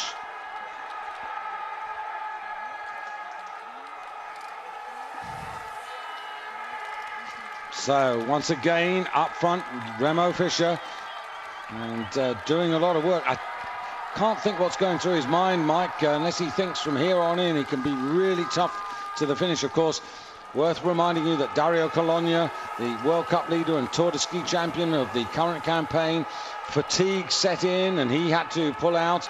And Anders Södergren of Sweden, stomach problems prevented him from turning up to the start line, and Norway's Tor Ruud Hofstede also ruled out today from the beginning of the race. So 3 big names who would have had, I think, an impact on this race. I think they certainly would have, especially Södergren. He often leads. As Remo Fischer here has probably led this race for longer and further than anyone else. A number have come to the front. Gjerdalen was, but Toby Anger hasn't gone to the front. None of the Germans have gone to the front yet. Neither have any of the Russians. The Italians have, with Zorzi and Decenta just a little bit. He was playing around with the pace at the front, but it's calmed down again, David. The 27 should still remain 27 of the best in this group that's only separated by 6 seconds. Angra well there, and the conditions are rather different to Oberstdorf 2005, when we had a big pack for 5,000 until the last 5,000 meters in a snowstorm, if you remember. And that was the time when you really didn't want to be up front. Yeah. Today, not quite the case. You're not disadvantaged by being at the front in terms of the conditions. Just a reminder of the great champions of the recent past. Hjelmeset won the world title 2 years ago in classic style in Sapporo. In the Olympics, it was Giorgio Decenta from Yevgeny Dementiev with Mikhail Botvinov in bronze medal position, and Christian Hoffman has been up in Obertown for the last 3 weeks preparing with Botvinov for today's race. Then if I go back to Oberstdorf 2005, it was 1, 2, 3 for Norway. Won't happen today. Estil from Auckland and Hjelmeset ahead of Verpalu in that snowy finish there. And then to 2003, the last World Championship, skated in freestyle. Martin Kugal from the absent Södergren and Jürgen Brink in 3rd place. Matti Fredriksson 4th ahead of the American Carl Svensson, and Vincent Vito was in 6th place on that occasion. And that was a fast race. That was an hour 54.3. But what you have to say, Mike, is that the terrain there was a hell of a lot easier than it is here. Yeah, this is unusual. It's not the toughest. The Olympic tracks often are the toughest. And there's Gjerdalen. He snapped a ski pole. The bottom 20 centimeters. Oh, got one. He was lucky. Really lucky there was a coach there. That one's too big, though. He needs to change that again and get a slightly smaller pole. He hasn't put the Velcro around his glove yet. Yeah, but a pole is better than no pole. Absolutely. He won't be comfortable for a while. can see bib 14 there, his left hand is raising so high. Yevgeny Dementiev right up there now, Mike, and he's worked his way through. And this is interesting because we regarded him always as a bit of a head waiter and ready to pounce at the crucial part of the race, but obviously deciding that this is the moment. Pietro Pila-Cotra coming back into it and looking really good. There's 16, that's Dementiev. And 18 just behind Legjanin, still looking strong. Things are beginning to happen, Mike. Absolutely, the pace, it has calmed a little bit. There's a jostling now for position. Hoffman's gone back up there, he wears 33. 14 just behind, of course, that's Darlin. 5, Legkov getting back into it. 6, and that's Giorgio Di Centa. All the big names. Also up there, Katliakoski wearing 40. Petr Northug just following him. They're trying to break. Oh, someone's down and can't possibly see from this distance. Wasn't certainly one of the leaders, but was right on the inside there. Pietro Pila-Cotra goes to the front. 7-1 the bookmakers gave us his chances today. Pretty decent odds there as he stays ahead of Vincent Vitoz of France and Darlin of Norway. And then up there is 18, that's Legjanin. 21 just behind Dolidovic. 3 on the near side, that's Jean-Marc Gaillard. 2 along shoulder to shoulder with Gaillard is Petr Northug. Under pressure a little bit, Northug. 5 is Legkov just behind. And there's no doubt that they are applying the pressure on Northug. Oh, they are. The big names are at the front, and there's Legkov. He was in 6th, but he's wanting to move forward. And for me, Northug is looking uncomfortable on the climb, Mike. If you catch a shot of it, I'd value your opinion. The last 5 or 6 Ks, he's been looking down most of the time. There he is, yes, at the middle first group. He is struggling, but this pace now that Pila-Cotra has injected, it's a really painful pace, less than 5 kilometers out. And this is the sort of pace he injected in Vancouver when he didn't have so many star-studded opponents, but nonetheless, it's the sort of distance from which he attacked, and he knows, he's confident that he can sustain. I'm just wondering there about Petr Northug. He does look like he's struggling, but if we remember back to the double pursuit in the 15 kilometer, after about 8-9 kilometers, he looked much the same body language, but he knew that if he held on to the last 2 kilometers, he's always there with a chance. Bit of punishment here, and Pietro Pila-Cotra, as you said, applying, turning the screw. And when you get to this sort of stage of the race, Mike, if you're really going to put a big effort in, you've probably got 2 big efforts available in your reservoir, but not more from here.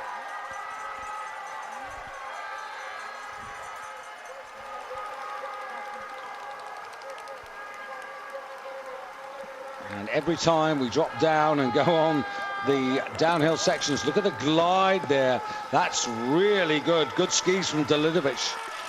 All the Russians look like the skis are running well. They did take advantage of the changes. What a difference, because their skis were awful at the beginning of the championships. They seem to have got the hang of it now. Yeah, and it's these 0 temperatures. They're so difficult. As Stefan was explaining earlier, that the wax technicians and the ski bases especially, you need the water, the suction to run off as quick as you can in these wet conditions. Plus 5 degrees. Petro Pila-Cotra, and he really has done some damage. 5, Legkov still there, Darlin, Northug, look at the shoulders. This is real pain that he's going through, but you're right, Mike, he is going through that pain barrier, and he's pushed himself into, what, 7th place at the moment. If you look at Northug, he's the only one there in the top 10. There, he's giving skate 1, behind him, Toby Anger skate 2. Now, Northug is in skate 2, but he often does that. He changes gear more often than the rest of the top 10 best. And Mike, just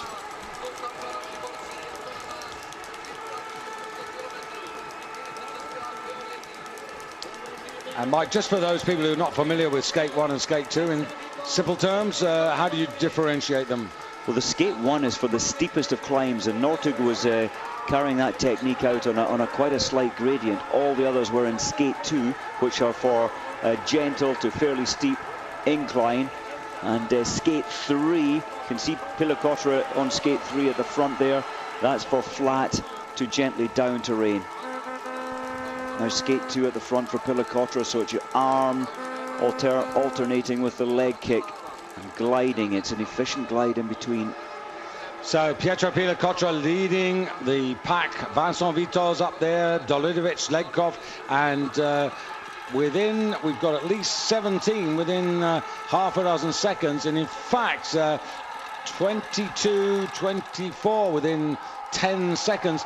And interesting, Juha Laluka of Finland has now moved up into that group, 10 seconds off the pace. Babikov beginning to lose ground, and also Nosiainen, but Laluka making some ground here.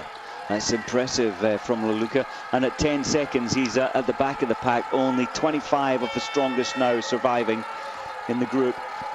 Surely it's going to separate further. I think we're going to see a complete and utter decision coming up soon, which may take 5 or 6 of the best with it. Now Luka, we haven't seen much of him. He comes from Kuvela, 29 years of age, and nothing of him really in the World Cup this year. And last year in Rybinsk, in the 30-kilometer freestyle race, he was inside the top 20. But when you look at his form book, there's nothing to suggest that he should be considered as a live danger. And Northug now looks to have recovered from what I think was a genuinely difficult patch for him. It seemed like the steepest of climbs he was hurting more than the most, but Northug's skis are, that last change, they've been a benefit. His glide is good. 2.9 kilometers to go to the finish now, and the race is really well and truly on here. 18, that's Legjanin up there, 5 Legkov, 4 over to the right of your screen, that's Vincent Vitoz, and Pietro Pilikotra in the yellow headband still there, 7 Tobias Angra just on the extreme left there, and 19 moving through as well, Rennie Sommerfeld from Oberwiesenthal, having a very quiet but very effective race at the moment, Rennie Sommerfeld. 3 Jean-Marc Gaillard just dropping back in the pack, and maybe that fall has dented his chances. The interesting thing for me here is that Tobias Angerer, he's in 3rd now. We know, we've seen it in the past, that he can make an absolute decision with 2 kilometers to the finish line, and I wonder if he's lining himself up for that, to try and snap Petter Northug. 31 years of age, coached by Jochen Belle, outside the top 20 in the Olympic 50, but 4th 2 years ago in the Classic 50 in Sapporo, and well, he's won the World Cup on a couple of occasions, and Angerer, as you sense there, Mike, just gathering himself in. It wouldn't surprise me, David. I saw the Norwegian coach shouting at Gjerdal, and he must be saying, get back up to the front. I think the Norwegians are wanting to slow this down. That plays into the hands of Northug. Yeah, that would, absolutely right, Mike. That would be a tactic, because then he, as we've seen, coming into the stadium with what, 300, or that final climb where he goes up over the rise and then drops down and attacks from there. They've definitely slowed it down. That pace was absolutely a killer pace, but the whole group are reacting. They're all packing in again within 5 seconds. Well, Northug was unbackable, really. The odds were not really friendly. Just dropping off there, that's Christian Hoffman out of the race, and he's gone. He's, I think, not able to go with this pace now. Be very surprised if he can get back to the top. Last drink probably here, and Northug declining. Likewise, Gjerdalen, Angerer through. I think it was Rennie Sommerfeld there, David. His ski pole had snapped further back. He was desperately trying to get someone's attention to give him a spare ski pole. Well, they've got to take on Northug. They've really got to rough this up, because at the moment they're really playing into his hands, because now he's setting the tempo. They're allowing him the status that he has as a finisher. They're allowing him to dictate everything at the moment. And Angerer right on the premises. He's in the right place, but you wonder, is Angerer going to attack it? Can he attack? That's the point. Legkov's there, 14. Gjerdalen once again up there. Got to say, he's made a massive contribution to this race. Legjanin, who's also been well to the fore. There goes Angerer, but he's struggling to go the pace, because Northug has just turned it up a little bit. He has. Angerer's desperately trying to get round, but he's on the wrong race line. Legkov beside him. 21 Dalilovic in that first half dozen as well for Belarus. And I just hope, Mike, that we get a nice clear shot of the finish line when they come in now, because this could be a real chase and it might be a bit difficult to pick one or two of them out. Yadalan on the right without the hat, now being surpassed by Legjanin. I think 9 Giorgio Decenta, 6 Giorgio Decenta trying to get into it. 3 Jean-Marc Gaia off the pace. Pietro Pilacotra trying to accelerate now. And this is really the last climb. There on the left of your picture is Angara. This is where he's got to use the terrain, but you've also got to think of position going into the double right-hand turn towards the finish. Well, Peter Northug closed the door there for Angara. I think this could well be Angara's race today. Northug moving into the left side. He's wanting the best line. Yes, he is, but Angara's right behind him, and he's being frustrated here by Northug, who's trying to make himself as big as the Berlin Wall was. I mean, it's just spreading across the track. 4 going up there. Vincent Vito's within touching distance of a medal. 40, Katliakoski not far away. Here goes Angara, and he really tries to attack now. There's Northug, there's Giorgio Decenta, and Angara trying to go for home here. Tobias Angara, Northug, then Decenta, then Legjanin and Pilacotra and Vitos and Kukal within 4 seconds, the best for the Czech Republic. What a finale. But it is Germany who've yet to win a gold medal at these championships, but the Olympic champion is not far away. And Giorgio is there, Peter Northug in second place. In the bronze medal position is Legjanin now, just being challenged for that on the inside. That hurt, and look what it's done. It's destroyed. There's only, well, 1 away, then 3, then 1 behind. So Northug, and it's Giorgio Decenta on the far side, and Legjanin on the near side in now 3rd place. And right behind there is Dalilovic of Belarus, and it's these 5. Then it's a gap back to Vincent Vitoz, just off the pace there. Also Martin Kukal, but I think he's not going to be able to get into this. It's a great run from the Czech, but it is Angara now toughing it out. Well, remember, we've seen one German try and take on Peter Northug. That was Axel Teichmann, and couldn't do it. So can the other now great German athlete do what Teichmann, his teammate, found too difficult? I think this is Toby Angara's day. I really do. I don't know why I think it, but I do. He's not letting anything happen at the moment. It's going to be down to the last 300. Legjanin in the bronze medal position, then Dalilovic, then Giorgio Decenta. That's the 1, 2, 3, 4, 5. This is where Northug will go again. Takes the chance there and just pulls a metre and a half away from Legjanin. Legjanin goes silver. Angara into bronze medal position. Dalilovic chasing. Now Northug up this climb. This is where Angara's got a counter-attack. Remember the double right-hander. You want to be tight to the fence as you come round there. And now Legjanin chasing Peter Northug. They're coming round into the last 100 metres. In bronze, it's Angara. In silver, it's Legjanin. In gold, heading for his 3rd gold medal. He won the pursuit. He anchored Norway to gold in the relay. And Peter Northug, the race favourite, has made it 3 gold medals here in Vesech. And he takes the finale and is the big champion in the blue ribbon event, with Legjanin a brilliant 2nd for Russia, and Angara in the bronze medal ahead of Decenta, the Olympic champion,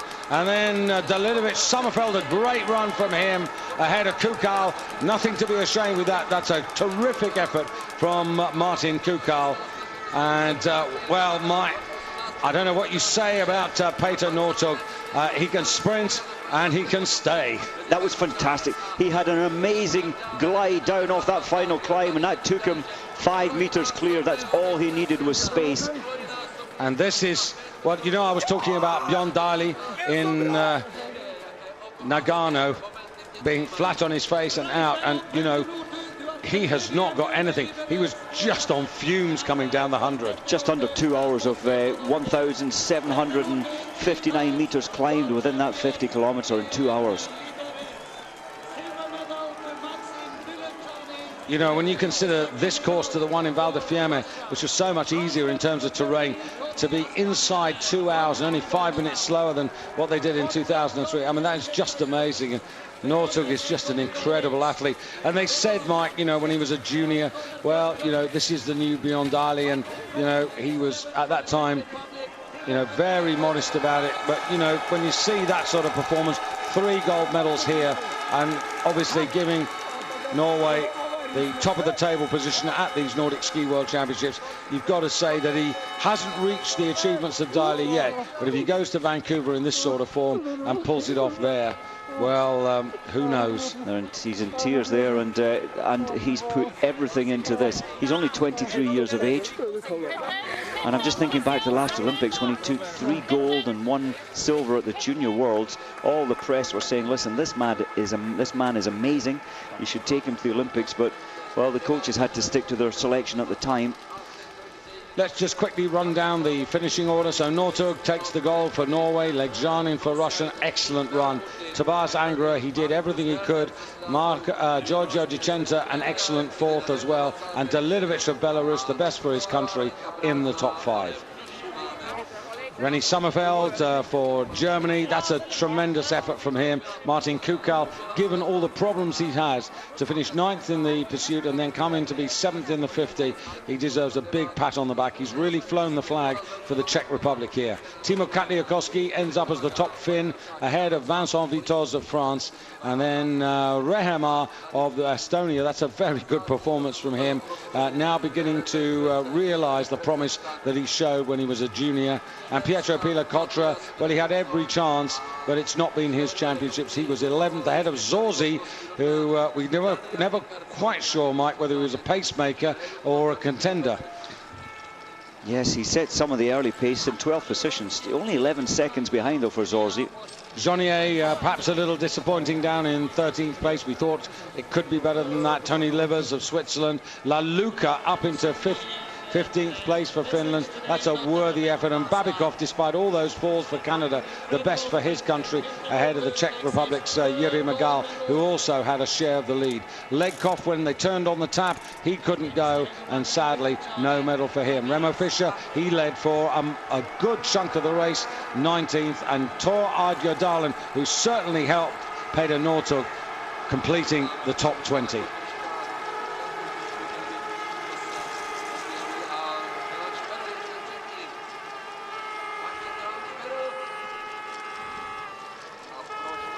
One or two others we should mention down there.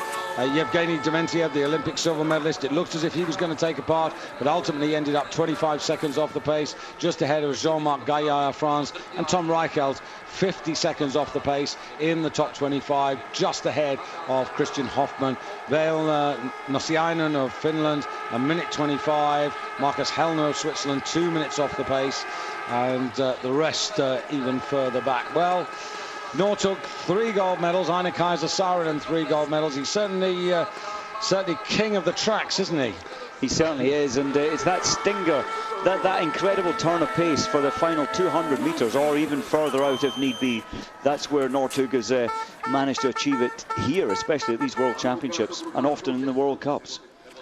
And what that means is that Norway are, of course, at the top of the medal table. It was a slow start for them, but they end up with 5 golds, 4 silvers and 2 bronze medals, total of 11 medals, and they ahead of the United States of America, who actually go home with 4 golds, a silver and a bronze. The silver medal coming here in the Vestet Stadium thanks to young Keegan Randall in the women's sprints, and 3 of the gold medals from the Nordic combiners, and Lindsey Vann winning the inaugural Women's World Ski Jumping competition.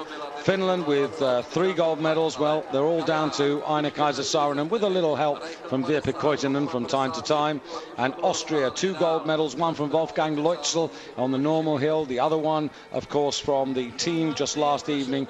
And Poland, 2 gold medals from Justina Kowalczyk. That's her contribution.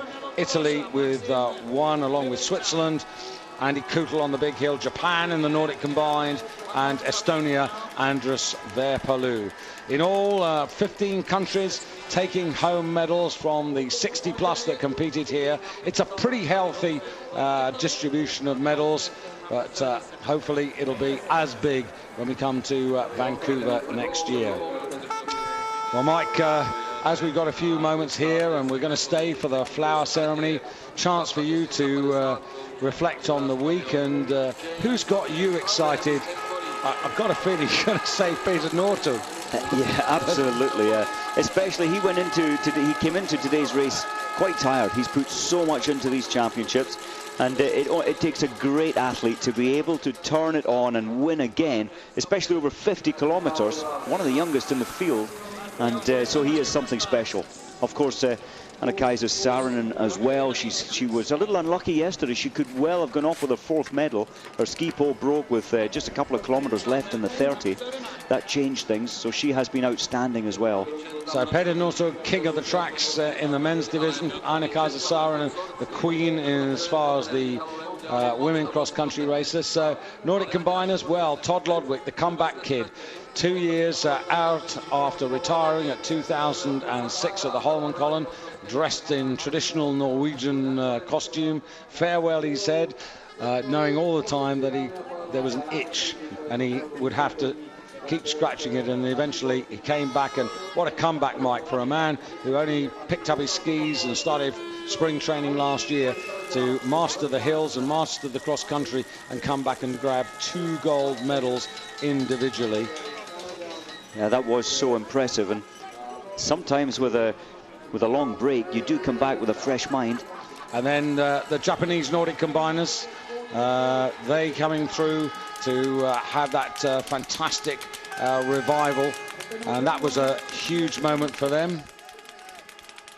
And then the ski jumpers, well, Leutzel, the Four Hills champion, you know, emphasizing that he's not just a one-trick wonder, he's just masterly consistent, you know, getting 19s and 20s for his style there, taking the normal hill, and then Andy Kutel getting the big hill title. Well, this is how it all started just about 2 hours ago, and a little bit more than that. And Mike, a fantastic finale. Angara, well, it looked for a while that he might just have the better of Peter Northug. It did, especially on that killer hill. It was Angara who set the pace there, but on the downside of that hill, Peter Northug's skis ran slightly better, took him 5 meters ahead, and that was enough for Northug. But Vejlianin, that was so good. He kept focused throughout the race. 2nd place for the Russian. Yeah, and Legjanin, that's a lifetime best by a long way. Maxim Legjanin, just 26 years of age. 42nd in the World Cup rankings coming into the championships, and a real outsider, but a worthy silver medalist. 4 times they could change their skis, and on the last occasion Peter Northug did just that, while teammate Jerdalen just calmed it all down a bit. He did, and then later on as well, Jerdalen was suffering, but he team orders, he was shouted to the front and kept it back just before the final climb, just to keep Peter Northug at the front and ready for that explosive sprint. Well, at the moment, whilst he's got that in his legs, that extra gear, that killer kick, Peter Northug looking pretty unbeatable at almost any distance he chooses to enter.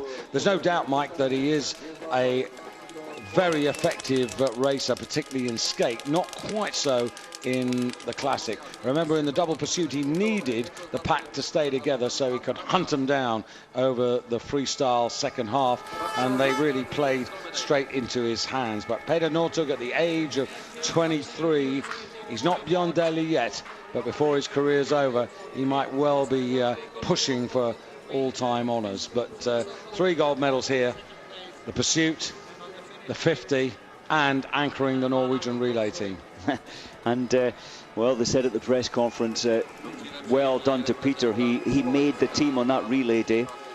Just waiting to perhaps catch some words from Peter Northug. Just want to rewind on the big hill ski jumping. Talked to Gregor Schlierenzauer yesterday in the press conference after he won the team event, and he was lying in 4th place at the end of the first round, and he was pretty gutted that they didn't find a way to reschedule and take that second round either later that night or the following day. Just felt that the World Championship wasn't really decided, or shouldn't have been really decided over 1 round, whatever anybody said. I know the program was packed and it seems difficult to find a slot for it, but it was down to 30 jumpers, and you just got a feeling, and I must admit I felt slightly that way. But take nothing away from Andy Kutel. Well, you know, it's a great jump in the first round, but you just feel slightly concerned that a World Championship is won by half the format.